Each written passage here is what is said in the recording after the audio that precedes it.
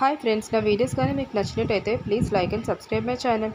ఈరోజు మేఘ సందేశం సీరియల్లోని భూమికి నిజం చెప్పబోతున్న శారదని అపూర్వ ఒక మనిషిని పంపించి షూట్ చేయిస్తుంది.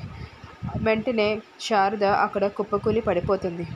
కిందకి శారద అరుపు విని మేడమెట్ల నుంచి కిందకి వచ్చి చూసి భూమి షాక్లో ఉండిపోతుంది. అత్తయ్య అత్తయ్య అని అరుస్తూ ఉంటుంది. ఈలోపు భూమి గగన్కి ఫోన్ చేసి చెప్పాలనుకుంటుంది. కానీ గగన్ ఎంత ఫోన్ చేసినా లిఫ్ట్ చేయడు. ఏం చెప్తుందో ఏం నచ్చ పెడుతుందో అనుకుంటూ ఉండిపోతాడు.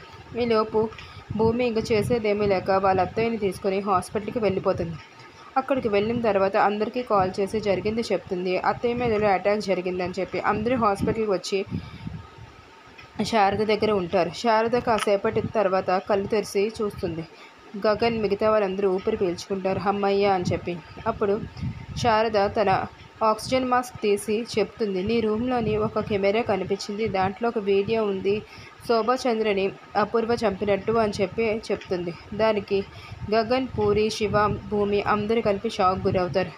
అది చెప్దామని భూమిని పిలిచాను.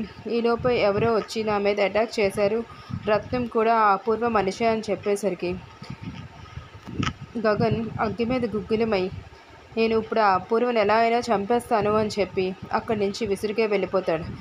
భూమి బావా బావా అంటున్నా సరే వినిపించుకోకుండా అక్కడికి వెళ్ళిపోతాడు. అప్పుడు శారద ఏంటి అత్తయ్య ఇలా అయింది, ఇప్పుడు ఏం చేద్దామనేసరికి వాడు మామూలుగానే వినడు, ఇప్పుడు అసలు వినడు ఇంత జరిగిన తర్వాత అని చెప్పి అంటుంది. ఈలోపు గగన్ కార్ డ్రైవ్ చేసుకుంటూ అపూర్వ వాళ్ళ ఇంటికి వెళ్ళడానికి రెడీ అవుతూ ఉంటాడు. అక్కడ చూస్తే అపూర్వకి శారదకి మిగతా వాళ్ళకి నిజం తెలిసిపోయింది అని తెలుసుకొని తను చాలా భయపడిపోతూ ఉంటుంది.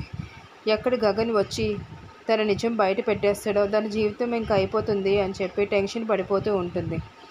ఈలోపు గగన్ వారి ఇంటికి చేరుకుంటాడు. తర్వాత అపూర్వని ఏం చేస్తాడో చూడాలి మరి.